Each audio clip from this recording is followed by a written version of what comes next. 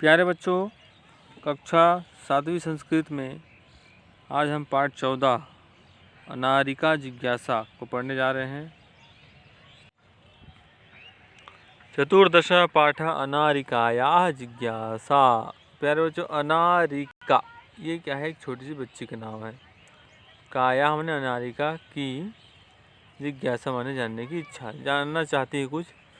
तो देखिए कहानी में, चित्र में देखिए आप, छोटी सी बच्ची दिखाई दे रही है और उसके साथ उसके पिताजी। तो दोनों के बीच बातचीत हो रही है। उसमें ये अनारिका बहुत सारा प्रश्न करती है। ये जिज्ञासु बच्ची है। शुरुआत करते हैं पाठ की। सबसे पहले मैं चाहूँगा पाठ के शब्दार्थ जो कि थोड़े से हैं।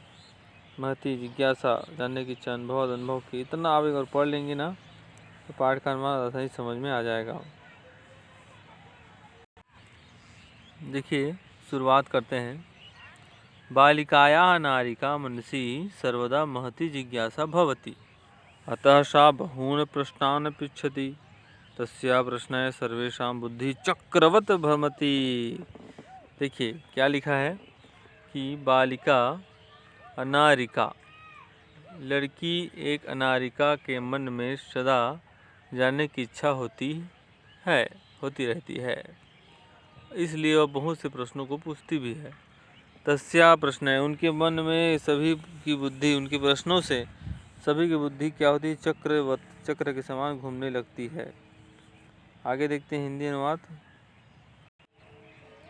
प्रातः उत्थाय सा अनुभवत यत् तस्या मनः प्रसन्ना नास्ति, मनोविनादनाय सा भ्रमितु गृहात् बहिर्गच्छति। तो प्यारे बच्चों, यहाँ पर क्या है? अनारिका के मन में प्रश्न आ रहा है। क्या प्रश्न आ रहा है, क्या कर रही है, उसको थोड़ा चर्चा करते हैं हम इस पाठ में। तो देखते हैं पहला पैराग्राफ।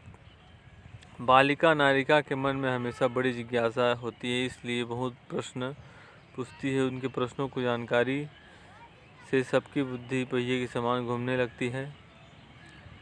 सुबह उठकर, एक बार की बात है, जब अनारिका सुबह उठी एक बार, तो उसने अनुभव किया कि उसका मन प्रसन्न नहीं है, थोड़ा आलसी सा लगता है। मन को बहलाने के लिए वह घूमने के लिए घर से बाहर गई और देर तक घूमती भी रही। घूमते समय उन्होंने देखा कि रास्ते पर खूब सजे हुए हैं रास्ते, पूरे मार्ग को सजाया गया है। वह सोचने लगी किस लिए सजावट है, ये पूरा रास्ता किस लिए सजावट है। याद आया कि आज तो मंत्री आएंगे, वे यहाँ किस लिए आएंगे, इसके विषय में उनकी जानने की इच्छा अब उसको शुरू हो गई। अब वो सब जानना चाहती है कि क्यों आ रहे हैं। अब जो है वो घर आकर के उसने अपने पिताजी से पूछा, पिताजी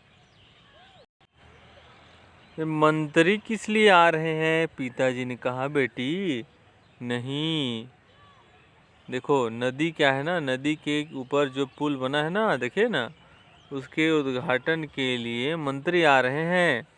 अनारिका ने फिर से पूछा, पिताजी क्या मंत्री ही ने पुल बनाया है क्या? पिताजी ने कहा, नहीं बेटी, पुल का निर्माण कर्मचारी लोगों ने किया है। तो फिर अनारिका ने प्रश्न पूछा, यदि कर्मचारियों ने किया है तो पुल का निर्माण तो तब मंत्री है ना, कर्मचारी लोग पुल बना रहे हैं, मजदूर लोग पुल बना रहे हैं, तो फिर ये मंत्री किस लिए आ रहे हैं?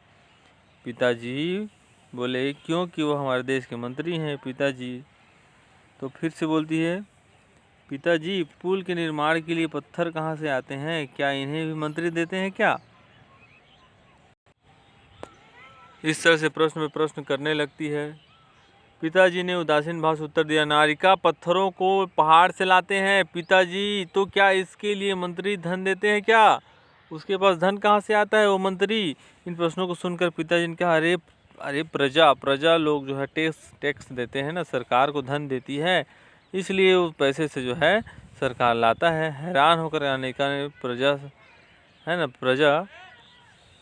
के बारे में है ना बातें करते हुए पिताजी से पूछा, कर्मचारी पहाड़ों से पत्थर लाते हैं और वही पुल बनाते हैं, तो सरकार को जो है, लोग सरकार को धन क्यों देते हैं? भाई पैसे तो कर्मचारी को देने चाहिए। तो इस तरह से पिताजी बोले, पहले ही मैंने कहा था ना कि देश के मंत्री हैं, और जनप्रतिनिधि हैं, मालिक हैं, इसलिए वो करते हैं। तो जनता के धन से निर्मित पुल के उद्घाटन के लिए मंत्री जनप्रतिनिधि आमंत्रित होता है। चलो ठीक से तैयार हो जाओ, स्कूल जाओ।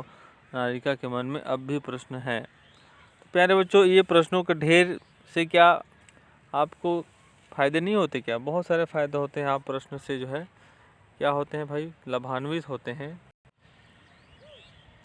तो प्यारे बच्चों, आप भी नारिका के जैसे जिज्ञासु बच्चे बनिए, जानने की इच्छा रखिए। जितना जानेंगे, पूछेंगे, उतना आप जानेंगे।